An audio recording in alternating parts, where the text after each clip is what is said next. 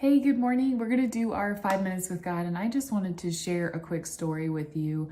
About a week ago, I found out that a family friend, my first youth pastor, person who baptized me, and somebody who had pretty huge impact in my relationship with God, passed away suddenly at age 48. And I was processing and grieving through, just kind of trying to figure it out, talking with God. And the word that he kept putting on my heart was the word legacy.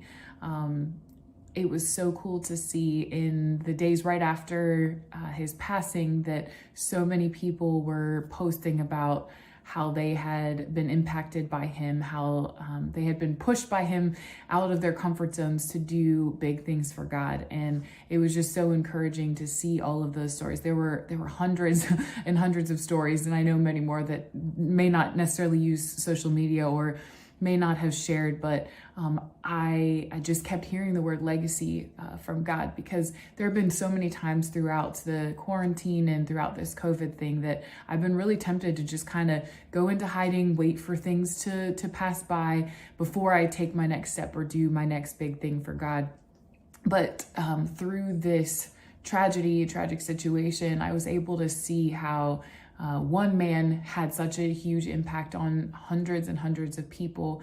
And I was encouraged to know that we can't just, hide and waiting and wait for the situation to get better and wait for the next right thing, because we don't know how long we will have to influence the people around us. And I know for me personally that I want to leave a legacy of somebody who loved Jesus, somebody who did radical things and encouraged people to move forward in their relationship with God. And so I don't want to take advantage of that. I don't want to lose an opportunity to do my next big step or to do the next big thing for Jesus. And so I love the verse in Job that says, as long as there's breath in my lungs, I will praise you and I will keep serving you. And so I just want to encourage you today that no matter what season you're in, no matter what you're going through, no matter what you've done, as long as there is breath in your lungs, God's not done with you. God has big plans for your life and for your future. And so just want to encourage you to take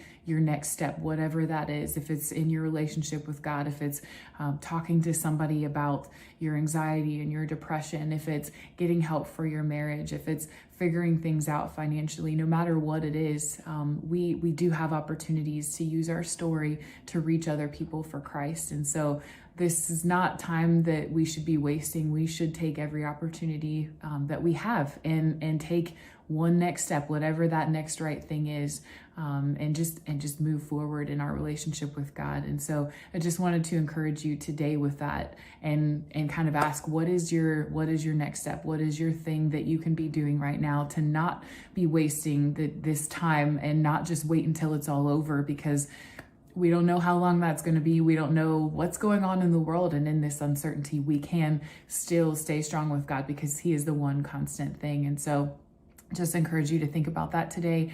And we love you guys. We're praying for you. And if there's anything that we can do moving forward, we'd love to be able to